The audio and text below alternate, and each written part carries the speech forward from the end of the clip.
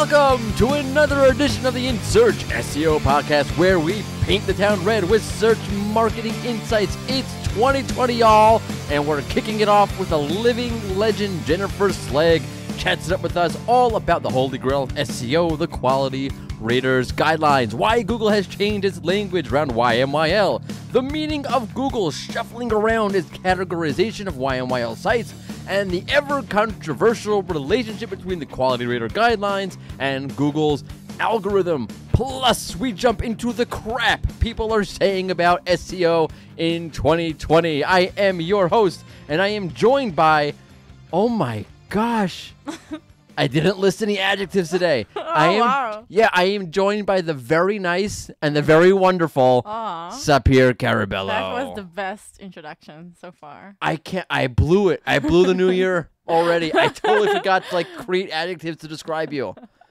It's better that way. Wow. Yeah. I'm sorry. What are you so for? No, to the audience. Apologizing to the audience. Oh my God. Okay. Well, first off, Happy New Year. Happy New Year. Yeah, isn't that cool? Yeah. 2020. Yeah. 2020 flows better than 2019. 2019 is something you say from Long Island. 2019. 2020 just kind of boom off the tongue. It's good. 1 year older. 1 year older. Not yet. March. March is my birthday. Then I'll be older and far more bolder. Anyway, don't forget we put out a new episode of the In Search SEO podcast each and every Tuesday. You can find it on the Rank Ranger blog. You can find it on Stitcher. You can find it on Spotify. You can find it on SoundCloud. And of course, you may and should and hopefully will subscribe on iTunes. Okay. Also, brand new for the new year, and as requested by SEO expert extraordinaire Alita Solis, our desktop SERP feature tracker now tells you YouTube's market share inside the video box on the SERP.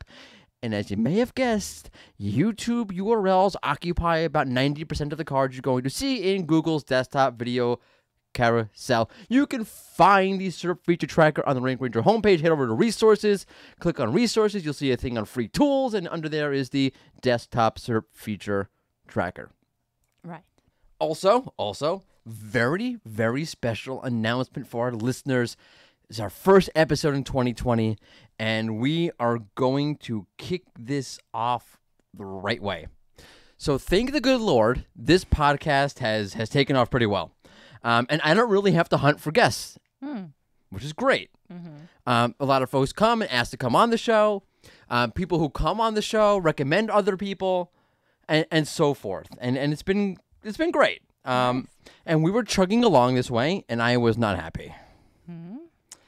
So just by chance, because the people coming to me, the people on the show recommending other people, we were getting a lot of men for the most part. It was turning into there being too many men for my liking on the show. We needed a bit of diversity. So I took to Twitter and asked if any of the brilliant women in SEO would like to come on the podcast. And the response was insane, in a good way. It was actually overwhelming. I'm like a total schmuck. I asked on Twitter while I was traveling. So I'm getting all these answers back from all these wonderful people, and I'm in an airport trying to answer it. I'm in the plane trying to answer. I'm trying to keep track of the thread. I don't know what's going on. I'm half jet-lagged, half dead. Trying to figure out the Twitter thread of who's answering and did I answer them back or not. Right. But long story short, the response back was massively wonderful. In the end, we have, I think, about 11, so far at least, brilliant, wonderful women in SEO who are set to come on the podcast. Oh. Yep. So basically, for the next 3 months, 3 freaking months of the In Search SEO podcast, will be featuring the bestest, baddest, smartest, most awesomest women in search. Yes. Yes. Okay, get it? In search, because we're calling it the Women in Search SEO. We get it. I blew it. We're calling it the Women in Search interview series. The In Search, get it? Because the In Search SEO podcast, Women in Search. Okay. It works. You understand that? It makes sense. You're looking at me like I'm crazy. And it makes sense. It makes sense to call it that. Okay. Forget it. Okay. Now I want to add. You want to add? Of course, you want to add. Yes, because I'm good at talking. By the way, I'll get to it later. Yeah. So I want to add in all seriousness that this is actually generally very, very important to me. I have a lot of things, let's call it in my history growing up, that makes this very important to me, and that's all you're going to get on that topic. Unless, it's okay, we don't care. Wow, I was going to tell you about my traumatic childhood, but okay, thanks so much. We don't care. Wow. Just keeping it real. Keeping it real. Thank you. Okay, so we're going to kick this off with the one, the only, Jennifer Slegg. But first, I have to schmooze with you about a few things. Of course you do. Yes. I just like to talk, which is why they have me doing a podcast. Right? That also makes sense. Right. A lot of things make sense. So I love this time of year, by the way. It's Why? my favorite time of year. Because of the holidays? No, because it's a time of the year where all the morons come out of the woodwork and start making all sorts of hilariously nonsensical predictions about SEO in the new year. As if SEO all of a sudden changes once the clock strikes 12 on January 1st. So different in 2020 than it was in December 2019, right? Obviously, of course. I feel bad for laughing. Yeah, I'm a jackass, right? At least you know. Like, as Socrates said, the difference between me and you is at least I'm aware of what I know and don't know, and you don't. You have right? self-awareness. I'm like Socrates. That's good, yeah. That's what. Right. Not sure that's a good thing. But I'm not going to get into that. Anyway, okay. So I literally Googled SEO tips for 2020, and I saw a bunch of crap that came up. For the most part, there are some good articles. I'm not saying no. Some really good pieces of advice. Search Engine Journal put out a nice piece. Some really smart people had some really interesting pieces of advice, and that was good. There are other just junk. I don't know what else to call it. I just have to keep it PG-13. Right. It's just horrible. Anyway, so we have a brand new segment for our brand new year. We're calling it What's Falling Flat in SEO. So I felt like I had to start the new year off like New Year-ish. Like I had a totally different topic planned I was going to talk to you guys about today. Okay. But I'm not. Yeah. Because I felt like it's a new year. You have to do something with the new year. Right. And that wasn't New Year-ish at all. Okay. So since I'm a horribly sarcastic and cynical person, Okay. Instead of giving you the top 5 trends for 2020, here's a top 5 pieces of utter crap, bull crap, nonsense you're going to hear along the way, and why I think it's crap. You're right. Nothing better to start the new decade with yet another one of your rants. I'm keeping it real, as you said. Okay. Real and Morty. Okay. And this is not in any particular order. Here's 5 things. Not in particular. Right. All crap, but not in particular. Right. Like none of it stinks worse than the rest. It all stinks. Okay. Number 5. Links and authority will save your SEO soul. Yes. Yeah. Links are important. But seeing everyone under the sun write about how you need to build a link, and you need to do this link, and you need to do that link to save your site is a bit much for me. Same for authority. Oh, you have to have an author bio, and your content needs to be reviewed by an expert, and now you'll rank number 1. You'll rank better than number 1. You'll be the Uber ranker. It's all a bit linear to me at this point, especially in the age of the core update, where these sort of one-dimensional outlooks are not enough. Authority is a concept. It's a deep concept, full of all sorts of latent meanings and implications. It's not a link. It's not an author bio. It's not an expert-reviewed content. Those are all practical manifestations of authority. It is not, per se, authority. And this is a larger point for me. SEO was built to speak to machines, right? Because Google was a machine. I'm a machine. Okay? Now the machine is starting to think Was like... that Arnold Schwarzenegger? That was Terminator, yeah. Yes, I got it. Yeah, that was good. Who do you think it was? I don't know. Paul McCartney? Just, okay, keep it going. I'm from the Beatles. Okay. SEO was built to talk to machines. The machine, being Google's, now is starting to talk, think, do like a human. So we're at the point where we're talking about things like intent and targeting and blah, blah, blah, the way that a human would. In other words, marketing, which has been speaking to humans forever and not to machines, and SEO are sort of catching up to each other. Which is, again, why you're talking, intent is part of the conversation now, and blah, blah, blah is all part of the conversation now, because the way SEO is and the way marketing is are much more aligned than they were in the past. So when thinking about your site overall, think about it from a much more holistic perspective. I speak about this on Marketing Land. You can check out a video of me talking about this point in more detail. And because you mentioned that, oh, you're speaking again. So there are a bunch of other people who are on this like little video series they have for trends in 2020. And they all speak for like a minute. And I go on and on for like 3 minutes. It's like, oh, man. And I asked, like, how long should I go for? I keep it under 3 minutes, and I did. It was very hard, by the way. It was very, very hard. Imagine. It took me hours to get it right. And then I was like doing a minute. I'm like, how did you do that in a minute? I can't do less than like 3 for sure. I can't shut up. Okay, number 4. Number 4.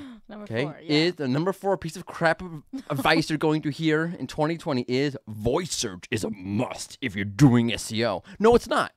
I know voice search is real. It's not a figment of my imagination.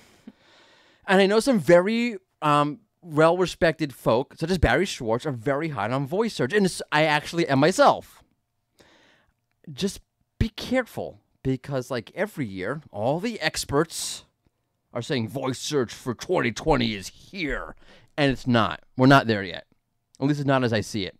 So I agree with people like Barry. Because who the hell am I to argue with Barry Schwartz?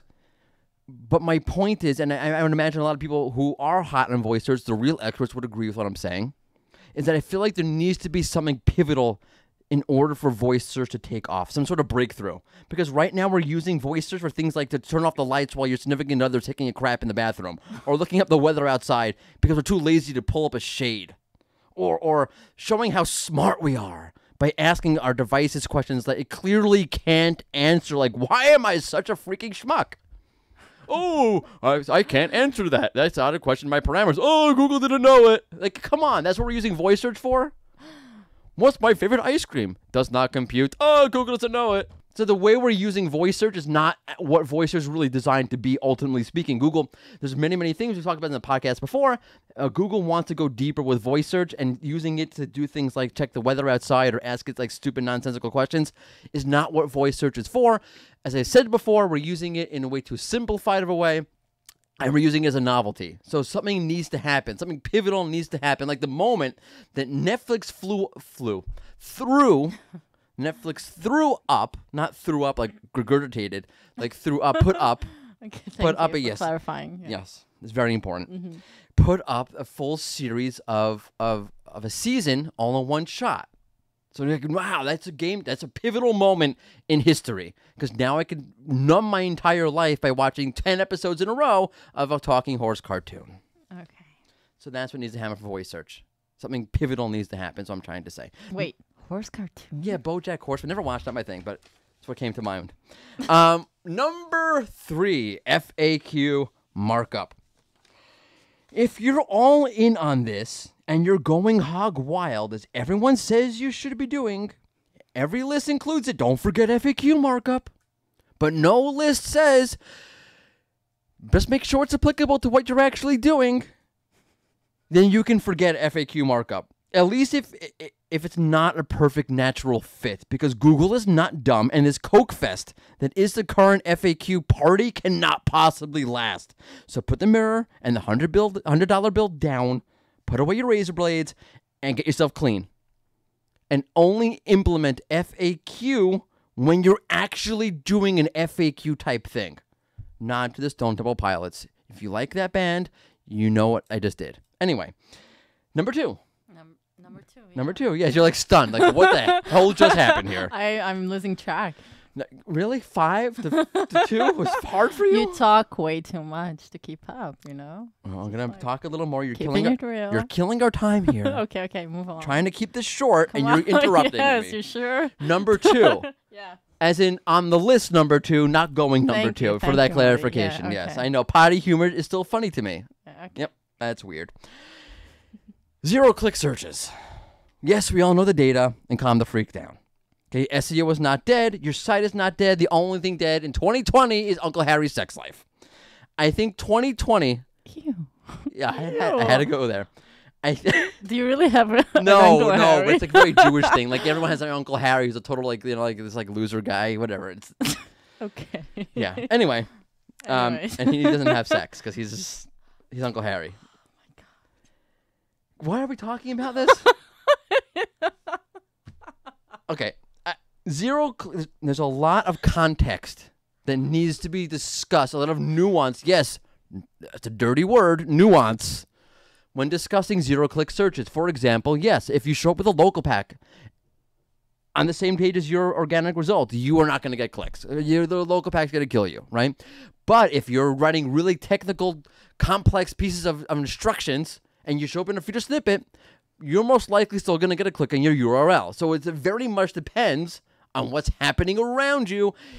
It's not just so simple, 50%, there it is, the whole world is ending. It all depends on your vertical, all depends on the type of content, all depends on a lot of things. And yes, we know we all speak about zero-click search, but I would imagine that if you looked at the average user's behavior, they're not just searching for those sort of high search volume keywords like what's playing in the movies right now that bring up all those search features. A lot of times you're doing deeper research where there aren't so many search features and there are more clicks. So again, it's very, very nuanced. So I'm not saying the 50% data is wrong or bad. I would love to see a little bit more insight into what keywords were used. But other than that, there's still a larger picture out there that it all depends on. You get what I'm saying? It's all scenario specific, and I can keep going, but I'm not. Number one. Thank God. This. Bert. Hey, Bert. Oh, no. You know I had to do it. You knew I had to do it.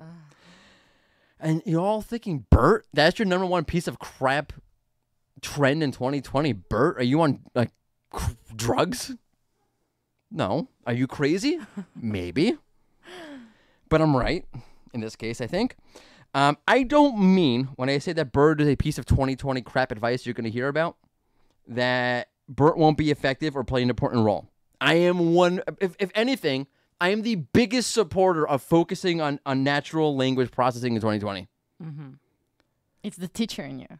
What? No. I think. No. Hey, Bert. Oh, no. I'm listing Bert here mainly because I feel the way that we're relating to it in the industry is off. I get the sense if we think, or the experts who are writing these 2020 trends lists think, that Google flipped a switch and now Bert will turn everything on its head and change SEO as you know it in a single bound. First, you do realize that Bert's been around for like 2 months already and it hasn't happened. So I love your writing trends like Bert's going to change everything. But it's been around for 2 months already and it hasn't. So that's a great prediction there, buddy. Think back to RankBrain, though. Because RankBrain came out in 2016, and the conversation around intent really started when? 2016? No.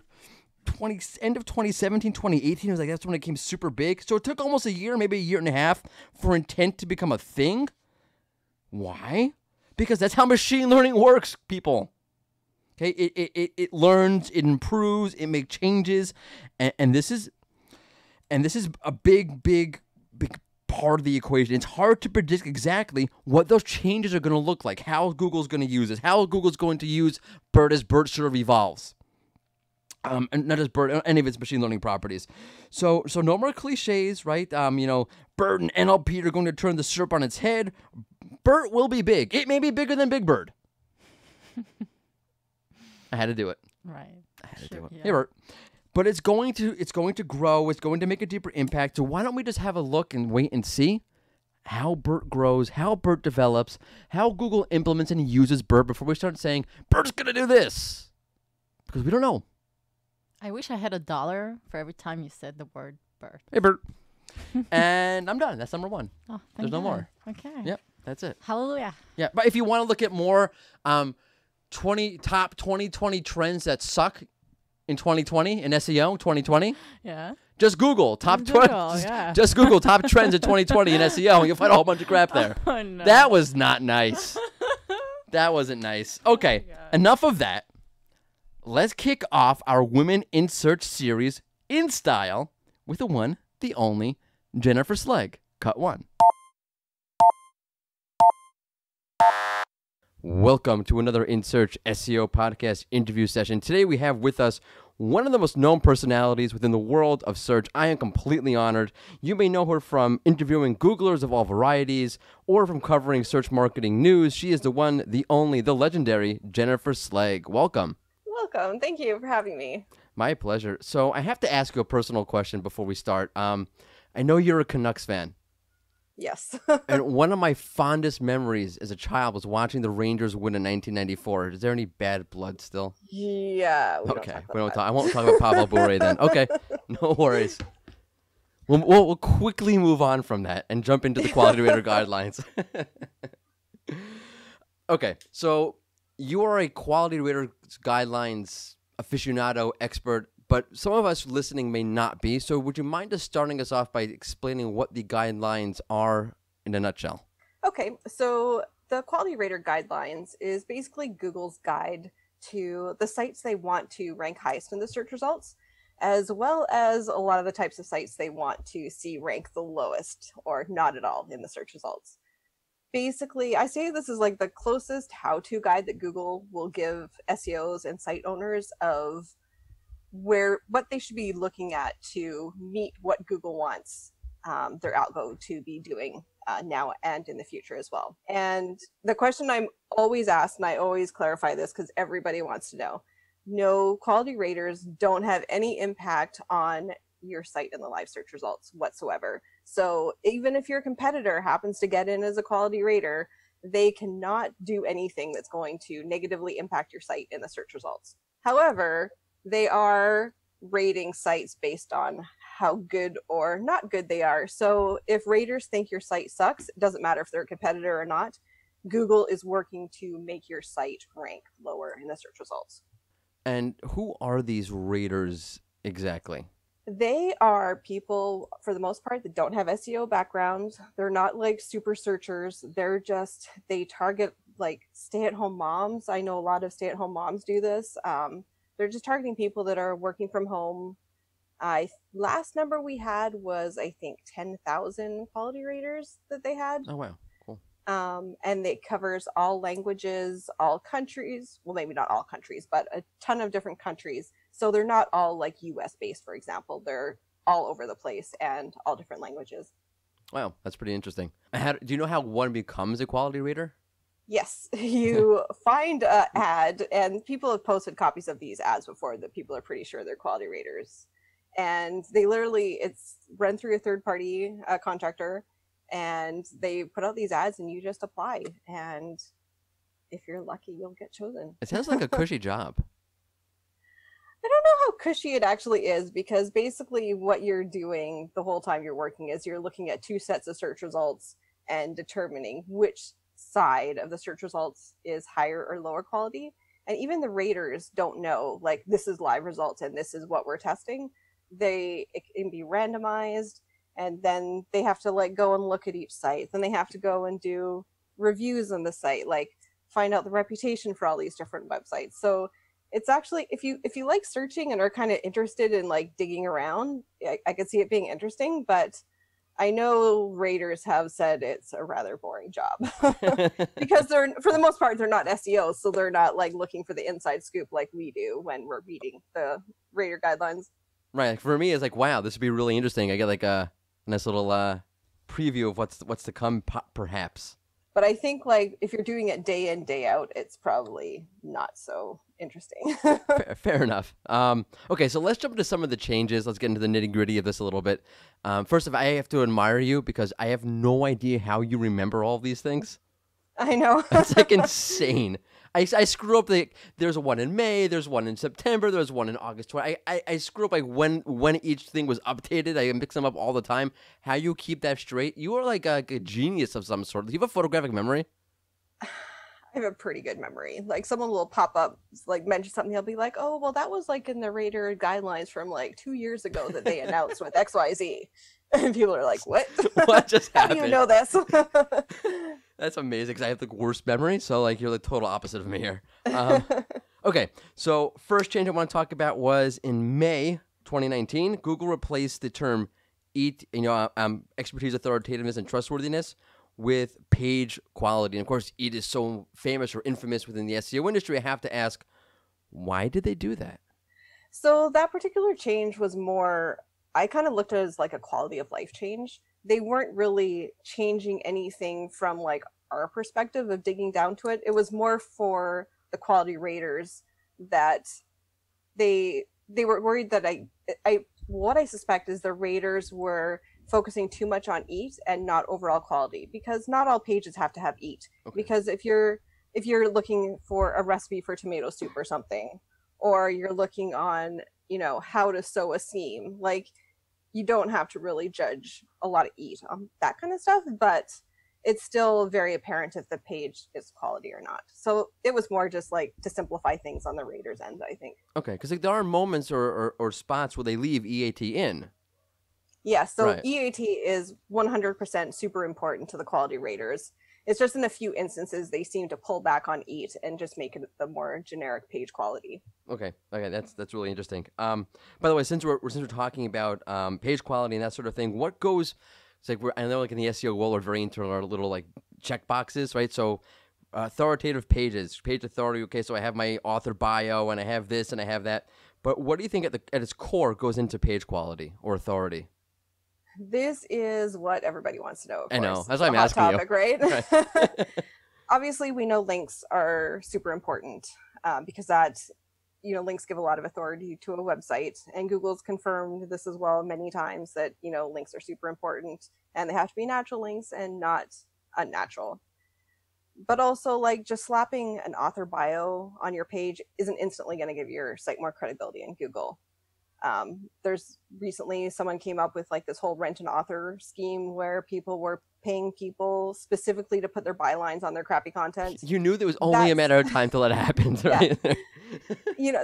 that's not going to help either. Google has said specifically that they're not tracking not tracking authors like they did back when authorship was a thing, Hmm. unless the author is what is like an entity. So like, someone who writes for the New York Times or is extremely well known. If you're an author that has a Wikipedia page, you're more considered an entity in that kind of case. That makes a lot of sense. So raters, they're basically looking at author bios and backgrounds and stuff to confirm EAT, but we know that the algo isn't specifically looking for EAT in that way. Like, oh, is there an author bio? Check. Right. It's good. Like the thing that people kind of get hung up on is a lot of the things the rater guidelines are talking about are things that are really, really good for users too. Like a searcher who lands on your page, they want to know who's writing about your content, right? They want to know, what's this person's background and should I trust this content?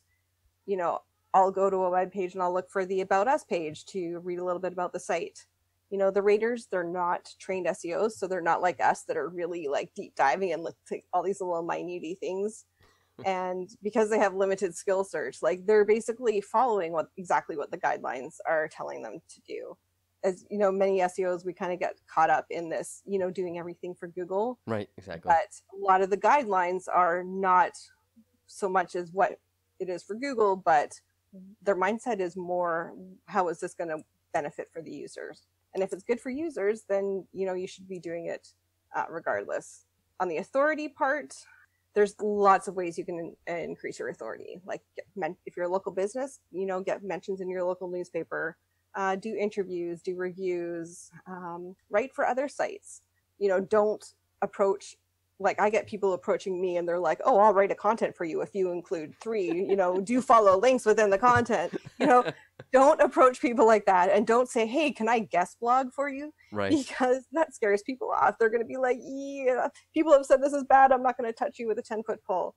But if you're writing for another site and your goal is to get links and to build up your credibility, then if you're writing something really good quality for that site, chances are pretty good they're going to give you the link anyways if you're producing good quality stuff for them.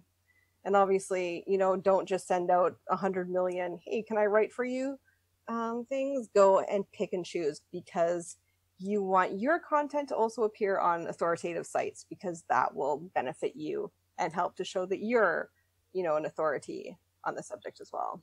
How does that work exactly, though? But the case that stands out to me would say is like a health site. They have a doctor review their content, which Yes. I think Google has said, like, we recommend you do that. Mm-hmm. But how does Google know if that's actually accurate or not? Like, I could hire myself as a doctor, and Dr. Oberstein is reviewing this content. I know. So that's an interesting thing. And a lot of us are kind of puzzling over this. Like, how is Google, actually determining that, yes, a doctor is reviewing this?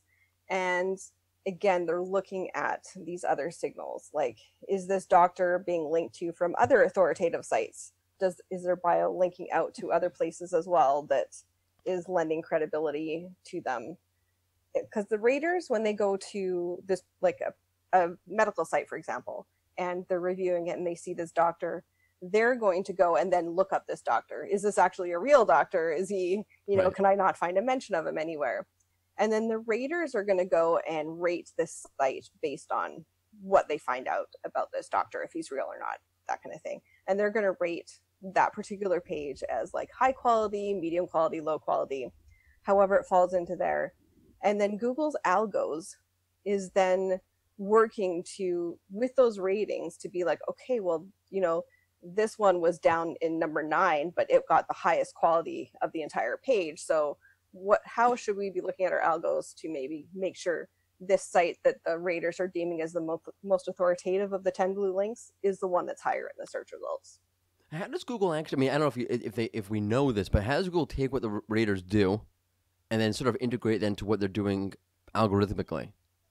So what happens is Google runs experiments with the raters. So they will work on some little part of an algo, whatever algo update it is. And then they push it out to the raters. And again, the raters are blind. They don't know what they're looking for. They don't know what Google might be testing. They just see 2 similar search results and they're rating it based on which one is better than the other. So, and they're doing, I think last year it was like 650,000 different experiments that they were running. Wow. That resulted in 3,200, I think, algo updates. So like when Google says that, you know, people are freaking out because they're seeing an algo update and they're like, oh my God, you know, Gary or John, or Danny or whoever, was there an algo update? And the answer is, well, probably. It's because they have like thousands of algo updates being pushed out every day. And so it's not that easy to be like, oh, well, it was this particular thing that pushed out, especially when you put it in the context that there could have been 10 or 12 things pushed out in a single day. If I was a Googler, that must be the single most annoying question. Oh, I'm sure it is. And especially because then we all sit and try to analyze it. Right. And try to figure it out. So that's what we're then here what for. happens? Yeah. So then what happens? So the raters rate the potential update results with the live results. The Googlers get this data back and then they analyze it. Does this change increase the quality of the search results? Did it decrease it? Were there any side effects?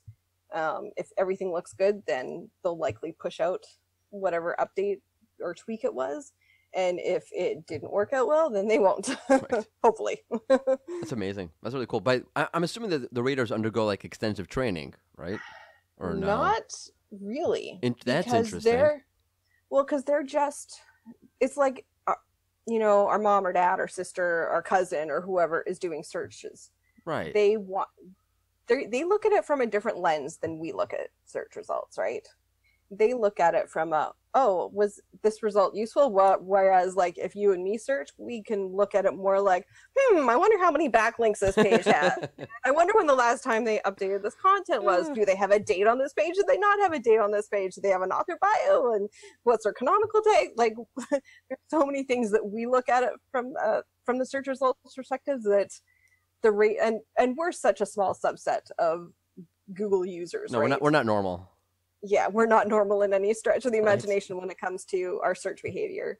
And so we're not the market they're like reaching for when they're testing algo updates. They want, you know, average Joe or Jane being the ones that are doing the searches that aren't as savvy as us, I guess I should say. But they have this great big guide that's 200 and some odd pages. Right. That's sort of my question. And they study it, and then they actually have to answer exam. Okay, fine. All right. Because like I know my cousins, and they're not reading a 200-page guideline. And then, so they're tested on it. And if I'm a rater and my ratings are way different than what kind of like the majority of the ratings are, then they'll come back and be like, okay, so this rater is like not following, you know, what the average seems to be. So then they will address it. Got it. Your idea of page quality is slightly different than everybody else's. Okay, so let's jump back into the changes that I wanted to analyze with you. Okay, change number 2 was the most recent update back in September, unless I'm wrong, but I'm pretty sure I'm right. Google split up shopping from finance, making it its own YMYL niche or category. And I'm wondering why they did that. I think the biggest reason was simply that many people just didn't realize that shopping sites were considered your money or life. I did not. So many, like, I will freely admit that. In most of the presentations I have a slide that just says, do you sell anything? You're your money, your life. Right. because it kind of was, lumped in with this kind of finance area before. So I think it was just simply about making it more clear that a site selling anything is considered your money or your life. And it shouldn't be a surprise because they were collecting, financial information, credit cards, No, it makes personal total data sense. on Right. these people. But in the broader picture, everybody is like super surprised that they're considered your money or your life, and you are held to this higher standard when you sell anything. When you take someone's credit card, you should be held to a higher standard. Yes. Right. Okay, last one. This one is the most perplexing one to me, and that's the idea that news resides at the top of the YMYL list and not health, which was odd to me. I think it was more to do with they made significant changes with the news part of your money, your life a couple years ago. There was a lot of controversy in the search results. I'm sure you remember with like sure. fake news and conspiracy theories and stuff ranking well in the search results. And it got a lot of bad publicity for Google. So Google updated their guidelines and they changed their algo specifically to try and combat, this fake news and conspiracy theories that could potentially be on the top of the search results if people weren't searching for specific conspiracy theories. And it made people definitely think about how good or not good the Google search results are. And, at the end of the day, like I've been in this industry long enough that I remember before Google existed. And, Google used to be the nobody search engine. And it was only because they really tackled the spam problem when it really became an issue with like Yahoo and I guess it was Ask and maybe MSN back then. And so, if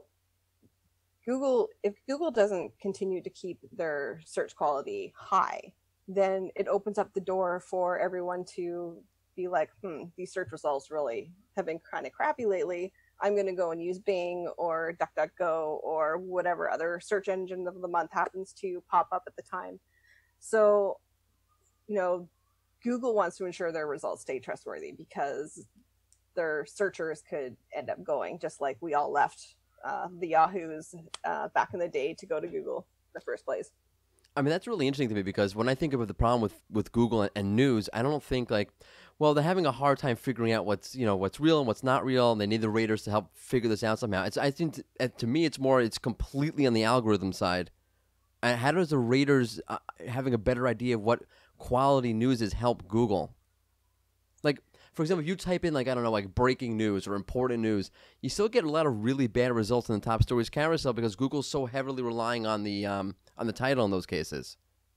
I've never actually done that. It's a weird thing. Yes, it's a weird one. I know because SEO, we do weird searches. That's what I do in my yeah, I know, life, exactly. no one actually does that. But the problem is that CNN, for example, doesn't list like important news in their titles because why would you do that? But like the Bumblebee Times does. So they show up. Kind of interesting. You're gonna do it, right? It's like it's a little bit mind-boggling, but that's what I mean. Like to me, like the issues that Google was having, how do the raters help Google deal with that with the news? So actually, when Google made the changes to the algo, they publicized it and they released quality raters guidelines at the same time that had all these changes in them. What they did behind the scenes was they updated the guidelines and they sent it to the raters. And then they started testing out algorithms to try and surface the higher quality news and to, demote the conspiracy or the fake news, if you want to call it that. Right. And once they adjusted the algo enough specifically to combat that the raters were rating the updated version higher than the current live results, then Google made the big announcement about the whole fake news changes. They released the new updated guidelines that we all poured over, and la-di-da. With that, so Google in their most recent guidelines said that original content should be considered more authoritative.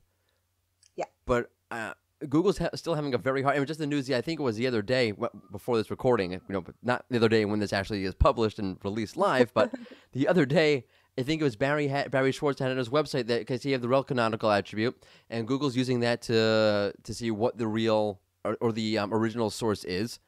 And then Glenn Gabe came out and said, well, not exactly. It seems like Google's ignoring that. So it Yeah. seems like Google's having a hard time, forget what the raters, but like actually doing like some basic things in determining who is the original source. Yeah. Yeah. So syndication has always been kind of a tricky thing. Yeah. Canonicals help, but Google has always said canonicals are only a hint. They can still use other signals to determine which is the higher quality or the originating source. So if you're syndicating content, it's definitely, I think it's definitely more of a challenge these days. But also from that regards, a lot of sites, I think if they really looked into it, they might not really see as much benefit from syndicated content as, it was really popular, 10, 15 years ago, like everybody was syndicating their content. But now people are more wanting to, they don't want to have to worry about their content showing up on other sites and outranking them. Yeah, right. Because it is a problem, because it is just a hint. And if the person who's syndicating your content has much higher authority than you do, then it could be problematic.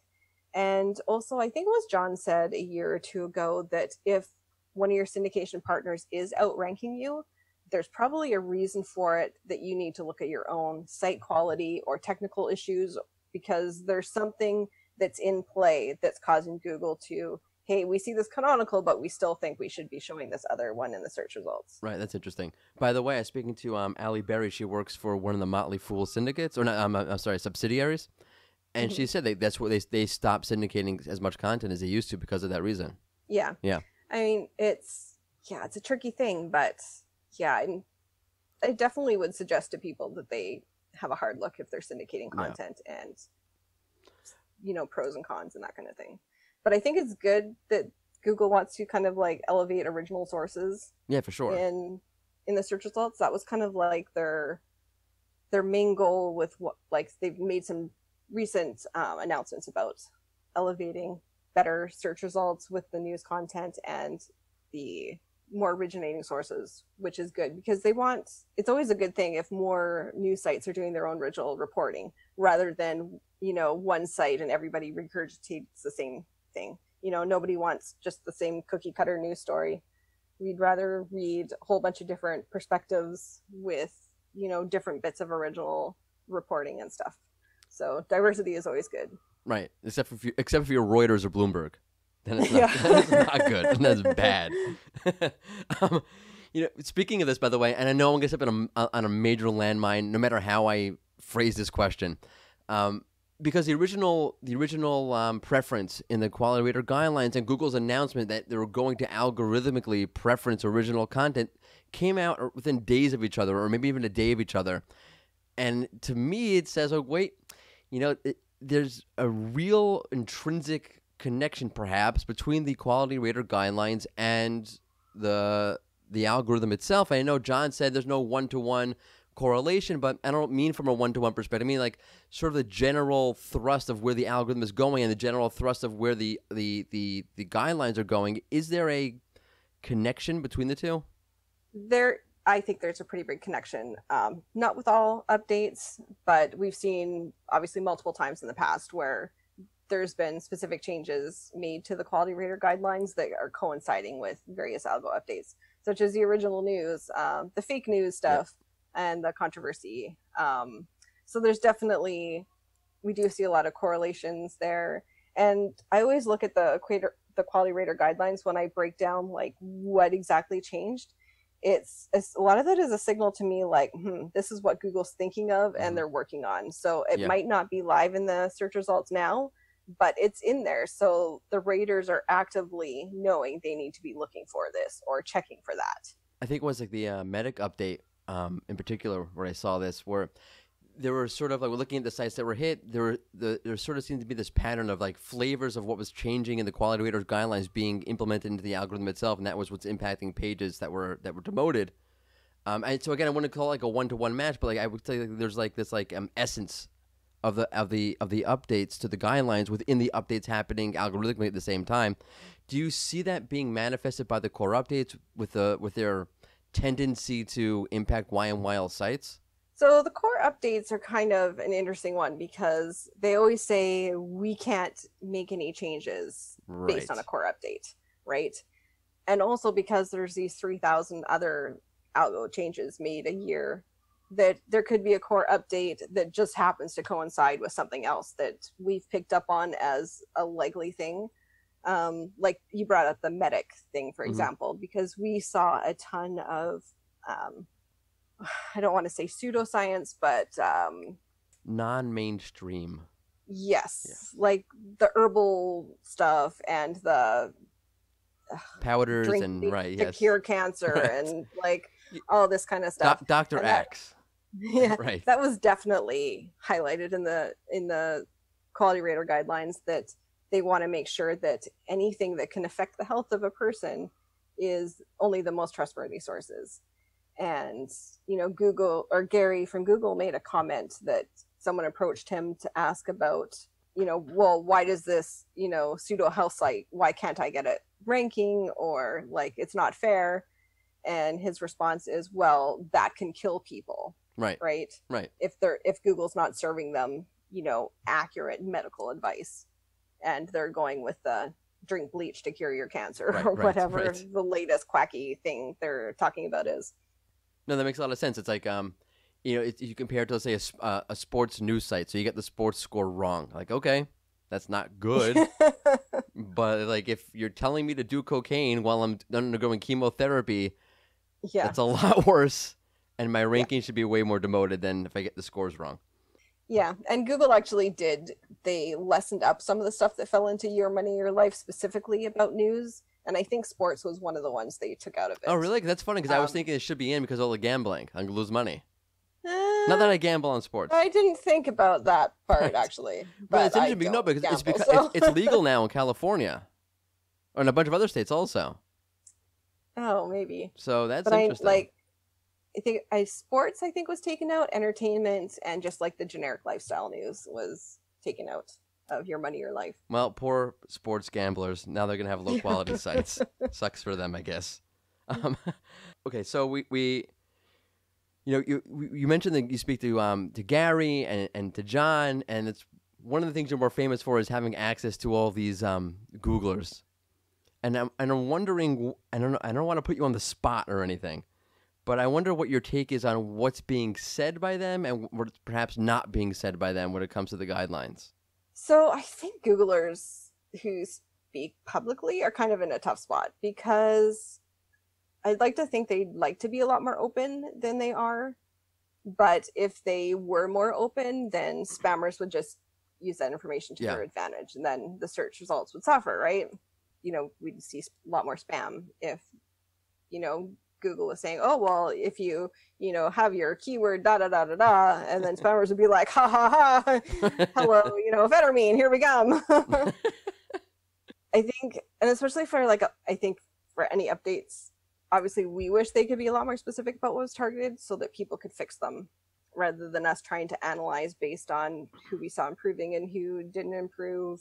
But there's always so many other things that can be impacting. Like, for example, there was a few years ago, Wikipedia switched over to HTTPS, but everyone saw their rankings tanked. So everyone was like, oh my God, there was this algo update and they've hit sites like Wikipedia really, really hard. But then we looked into it and it's like, no, it's just they went HTTPS. So Google is dropping out all the HTTPs and then bringing in all the HTTPSs. So of course there's going to be huge fluctuations. We often get the, basic improve your site quality, which is the generic any core update. And they say if your site drops, then other sites are doing it better. So see what you can improve.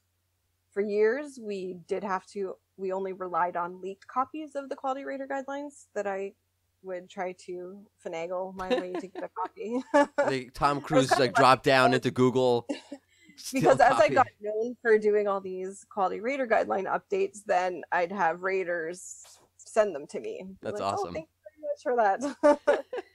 So Google is good that they actually went and started releasing them to us. So they publish them officially now, which is awesome, because for years, we were basing our analysis on copies that were a year or more old, whereas now we're getting them almost real time. Right. We get what seems to be a few weeks after the raters get them. And that's another nice thing about the quality rater guidelines is a lot of SEOs, they talk about like big, well-known sites, but a lot of the examples and stuff that they use in the rater guidelines are little teeny websites as well. It's not just like the big brands. And that's great because everyone was always so upset, like, oh, it's the big brands dominate everything. So why is that? Simply because they want a more diverse sample set, or there's something unique? I think it was just more diverse sample set. Otherwise, we'd be seeing like BBC and Macy's and all those kind of sites for Amazons in the examples. Then the Wall Street Journal would really be right. Right. Okay. Last serious question of the evening. There's so many changes to the quality readers guidelines that there's no way it can possibly cover all of them in a 30, 45-minute interview. So before we move on, just what are some other significant things that maybe have sort of gone under the radar, or things that you think should be addressed that are not being addressed the way that they should be within the guidelines to the larger SEO world? Okay, there's 3 things that I often will tell people. So the first one is people don't realize that in the rater guidelines now, all those screenshots, you can click through to them. So you can actually click through every single example in there and get like a big size picture. So you can like really look into detail of what sites they think are good and what sites they are not. But that's my favorite part of reading about the updates is that you have to like zoom in your page and like you're looking at this like blurry view of the. Yeah, well, you can now click through to them. So that's ruined for me now. You never used to be able to. So yeah, and I've talked to people who've actually found their sites listed as poor quality examples. Really? And if you're listed as a poor quality example, they apparently just never update those screenshots. So your site is permanently considered poor quality or high quality. That's great. In terms or of terrible. rater guidelines. Yeah. That's like worse than Penguin was. Yeah. Something else I like to mention is that Google actually advocates for sites running advertising in their rater guidelines. They tell the raters that sites need ad revenue to be able to support quality content and journalism. Many people are under the misconception that raters, if they see an ad on your site, they're going to, rate it low. And that's not the case. They do say that if you're excessive ads, like it's just like nothing but ads above the fold, or if you're using those like really eye-catching gross images like the taboola and like those ones that you always see and you're just like, oh my god, get this off my screen. Those are the things that are considered low quality when it comes to ads per se. Right. And they have some really funny spammy ones. And I recently spoke at a conference and I was trying to get a screenshot of like a taboola ad that wasn't absolutely disgusting, and I had an awful time. I was like refreshing all these websites trying to find a picture. It's pretty disgusting. And Taboola and Outbrain, I think, have now merged. So now it's merged. Yeah. So now it's one giant conglomerate of nastiness. I don't know which name is the one that's surviving. But I think Taboola is. Oh. Yeah. And the third thing is a lot of people don't realize that Google made a change recently about clickbait, and they want to make sure that your titles are matching the content, not using misleading titles to encourage clicks like we've all seen and hate when we click through and we're like, wait a minute, this is not what the page was supposed to deliver. And actually, to expand on that, Gary recently said that if Google is rewriting your titles for anything other than just like adding your site name to it, you probably want to have a closer look at your title tags, because for some reason Google is finding them lacking. That'd be pretty bad if Google has to rewrite your title for you. Yeah. I'm trying to think. Sometimes we see little tweaks that simply adjust it based on the context of the query, especially for longer tail queries. Mm-hmm. If they're just adding your site name onto it, that's not a big deal. They were tacking on like location for a while recently, right? And there was some kind of some kind of weird test like that. That makes sense. But like if you're that bad that they have to rewrite your title, you shouldn't be running content altogether. So just please. Okay. So now is part of the show where I get to ask you a really ridiculous question. I call it optimize it or disavow it. It's where I either give you 2 really good options and you're stuck choosing one good option over a really good option, and then that's hard to do, or 2 really bad options and you're stuck having to choose between 2 crappy options, and then of course that's painful. So this is the Jennifer Slegg version of optimize it or disavow it.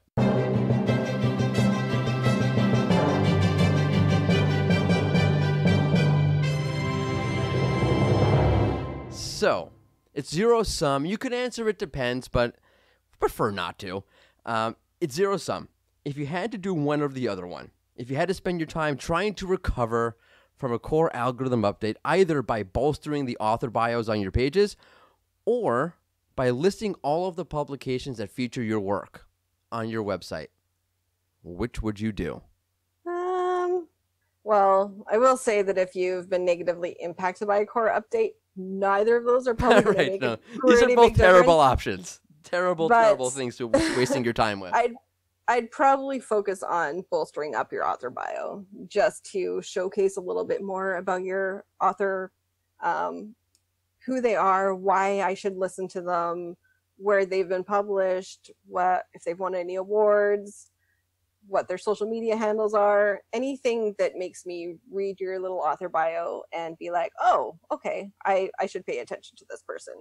And then you can additionally bolster that by a lot of sites now, they'll have like the little shorter author bio on the author page, or sorry, on the article page. And then you can click through and get like a longer expanded one where it goes into more detail, and you can have like lists to their previous posts and stuff like that. And that's where you can go into like all their glorious details about what they've done in their life and why they're awesome, hopefully. And then you should focus on putting all those nice little logos of where you've been featured. Yeah. Right. Thank you so much, Jenna, for coming on. I learned so much. This is really interesting, and I really appreciate you taking the time to come on. Oh, you're very welcome. Thank you. And we are back to your regularly scheduled In Search SEO podcast. I can't believe I talked to a Canuck fan. Okay. Yeah, I know you don't care. I don't care. There was a big rivalry in hockey between my team and her team in the 90s. And there's a lot. It's a major sore point. In the 90s. Yeah, we're sports fans. We don't let things go. we hold on. My uncle still holds on to grudges from this. He still hates the Cowboys, the Dallas Cowboys, from the 1970s. Okay. Okay.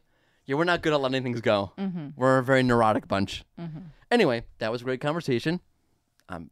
She is the expert on the quality rater guidelines. By the way, for the record, there was an update to the quality rater guidelines between the time we spoke and the time this has gone out. So there's an update we didn't speak about in this interview. I probably should have mentioned it beforehand, but it's okay. Because mainly it wasn't a big change.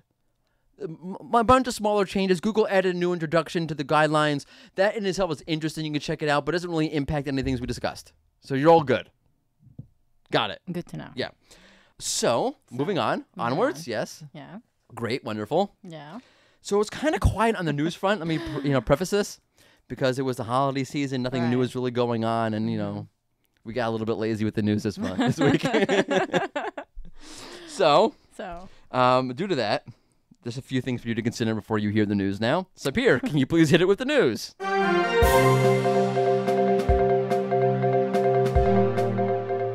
There seems to be a 10-day backlog with the Search Console coverage report. If you see that there is a gap or a lag, there is a good chance it's not you. It's Google. Yeah, so have a look. I don't know if it's been updated or not. I did not see any updates saying it's been fixed. So definitely have a look. You spotted a new carousel Google is testing where it shows Google Maps lists in carousel form for local queries, didn't you? Who's you? The audience or me? Oh, you're talking to me. I'm talking to you. Yes, I did. I spotted that. I'm so good. Look how good at SEO I am. I spotted a new SERP feature thing. Okay. It's a cool thing. It was a carousel that appeared. I couldn't replicate it, so it's a very limited test. It's a carousel that shows a series of cards, each card representing a list from a Maps user. So on Maps, you can make a list of all these locations that you like. So you Googled, I think the one I used was cocktail bars in New York City because I love cocktails. I don't like cocktails. I was just about to say, you don't look like I like guy. Scotch straight up, bourbon straight up, neat. That's it. Beer. I don't like any of these drinks things. Why not? Some of them are good. I like kamikazes. Those are good. Anyway, you click on the card. It shows you the user's full list, so you get a whole bunch of locations and interesting restaurants, bars, whatever it was relevant to the query that are recommended by that particular Maps user. Very interesting. And that's what we have for the news today. There was something else I wanted to mention. I forgot to bring this up. a while back, there was a test where Google was running in the local pack where you can choose which area you wanted to focus on. So let's say you did a query for, I don't know, electricians in San Jose. I don't really know San Jose. Electricians in New York. Okay? Course, yeah. And there would be a bunch of different areas. Did you mean Chelsea, the West Village, Upper West Side? Did you mean Long Island, Staten Island? And you can now, that is fully rolled out, and now you can pick which area you wanted, and that's a good change. Mm-hmm. Staten Island. It's a garbage dump. Anyway, so is Brooklyn. Okay. Okay. Enough with bashing the various areas of New York that suck, which are mainly all of them, and onwards again. Onwards again. Good pivots this week, Morty. You've really outdone yourself in pivoting from one segment to the next. It's fun time. Get ready. Yeah. Get set. And go with the fun SEO send-off question.